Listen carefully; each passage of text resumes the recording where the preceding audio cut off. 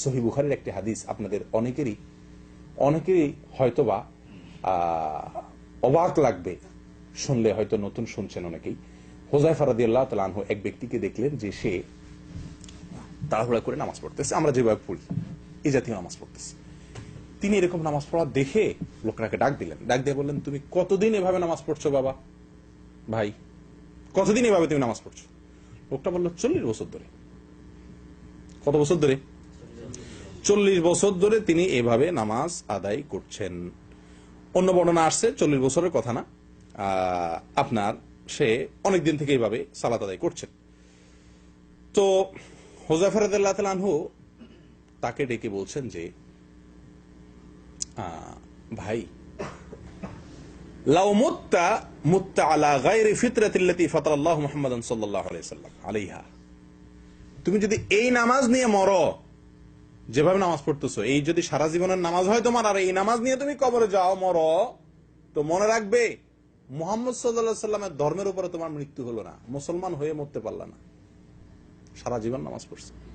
যদি এরকম নামাজ পড়ো, তাহলে মুহাম্মদ সাল্লাল্লাহু আলাইহি ওয়াসাল্লাম যে ধর্ম নিয়ে আসছেন, যে পদ্ধতি নিয়ে আসছেন, তার পদ্ধতিতে তোমার মৃত্যু হলো না, তোমার জীবনটা গেল না।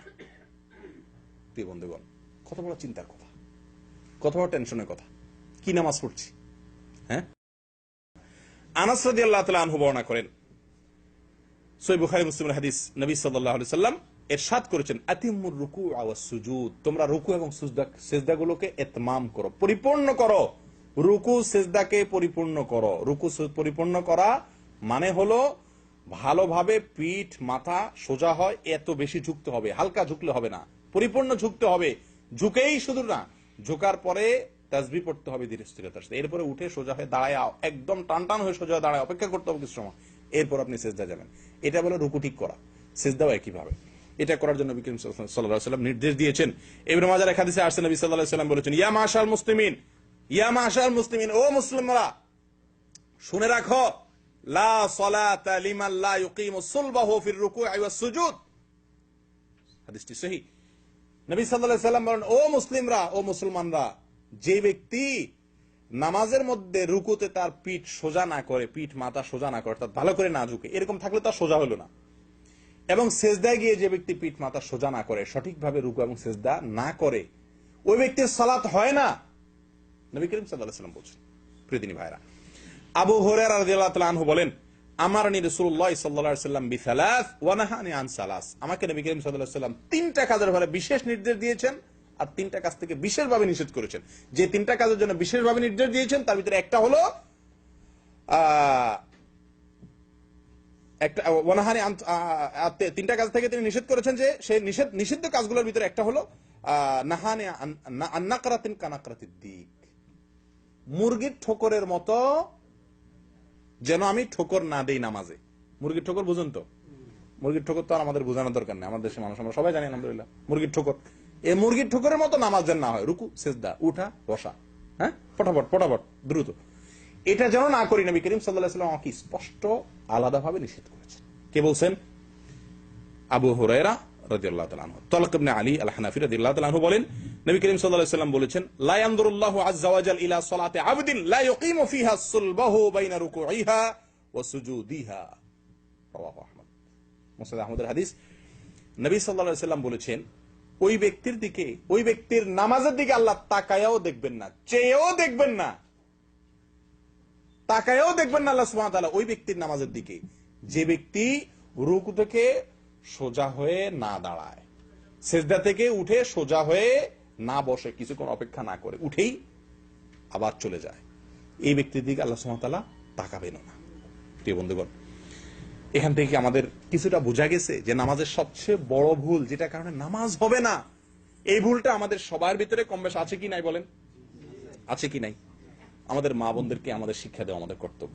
মা বোনদেরকে জানাই দিবেন তো ইনশাআল্লাহ, সবাইকে শিখাই দিবেন, যে আজকে যারা শিখলেন, যারা শুনলেন, যারা জানলেন, যে ভাইরা বোনেরা জানেন নাই, শুনেন নাই, তাদেরকে সচেতন করা আপনাদের কর্তব্য।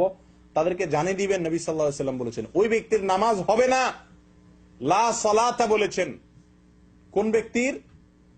যে ব্যক্তি লা ইয়াতিমু, যে ব্যক্তি লা ইউকিমু ফিহা সুলবাহু বাইনা রুকুইহা ওয়া সুজুদিহা, রুকু সিজদার মাঝখানে অর্থাৎ রুকু সিজদার পরে অথবা ভেতরে, যে ব্যক্তি পিঠ সোজা না করে অর্থাৎ ধীরস্থিরতা অবলম্বন না করে।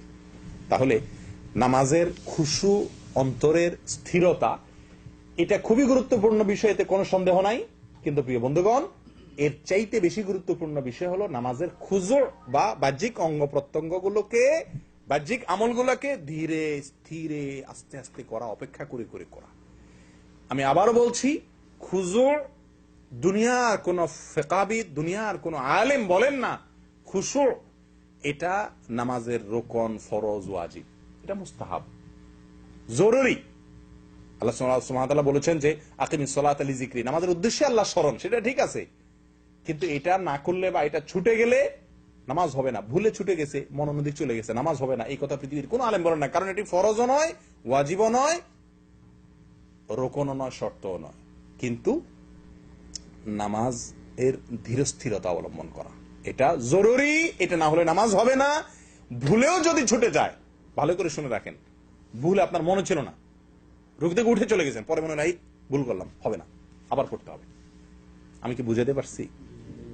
আল্লাহ সুবহানাহু ওয়া তাআলা আমাদের সকলকে নামাজের এই সবচাইতে বড় ভুল, সবচাইতে গণভুল, সবচাইতে কমন ভুল, যে ভুলটা আমাদের সবাইয়ের হয়, সকলের হয়, সেই ভুলটা থেকে আল্লাহ তাআলা আমাদেরকে সংশোধন করার তৌফিক দান করেন। এই যে সাহাবীর কথা আপনারা শুনলেন, দীর্ঘদিন নামাজ পড়ছেন, তিনি কি বললেন? যে তুমি যদি এই নামাজ নিয়ে দুনিয়া থেকে যাও, তাহলে মুহাম্মদ সাল্লাল্লাহু আলাইহি সাল্লামের ধর্ম নিয়ে যেতে পারলা না, মুহাম্মদ সাল্লাল্লাহু আলাইহি সাল্লামের দিন নিয়ে তুমি মরতে পারলা না। চিন্তা করে দেখেন। তাহলে এখন প্রশ্ন ওঠে যে আমরা সারা জীবন যে করছি, ভুল করছি, এটার কি হবে? তাহলে কি এগুলো নামাজ আবার পড়তে হবে কিনা? প্রশ্ন আসে কিনা? এটা প্রশ্ন আসে কিনা? ইবনুল কাইয়িম রাহিমাহুল্লাহ বলেছেন, ইবনে উসাইমিন রাহিমাহুল্লাহ একই কথা বলেছেন। কি বলেছেন? ওনারা বলেছেন যে যদি আপনি না জানা কারণে, এটা আপনার ফরজ যে, ওয়াজিব যে, ইতমিনান, ধীরতা, স্থিরতা, অপেক্ষা করা, উঠে এক তাসবিহ পরিমাণ কমপক্ষে সোজা হয়ে দাঁড়া অপেক্ষা করা, শুধু সোজা দাঁড়ালে হবে না, দাঁড়া এক তাসবিহ পরিমাণ অপেক্ষা করা, সোজা উঠে সেজদা থেকে এক তাসবিহ অপেক্ষা করা, সেজদায় গিয়ে পরিপূর্ণভাবে সেজদা করে তারপরে কমপক্ষে এক তাসবিহ পরিমাণ অপেক্ষা করা, ধীর স্থিরতা, এটা যে জরুরি এই জিনিসটা আপনি জানতেন না। এটা যদি হয় তাহলে আশা করা যায় আপনি তওবা করলে আল্লাহ তাআলা পিছের গুলো মাফ করবেন। তবে এখন জানার পর থেকে আপনি, আর যদি ভুল হয় তাহলে আপনার এটা মাফ নাই। আমি কি বুঝাতে পারছি?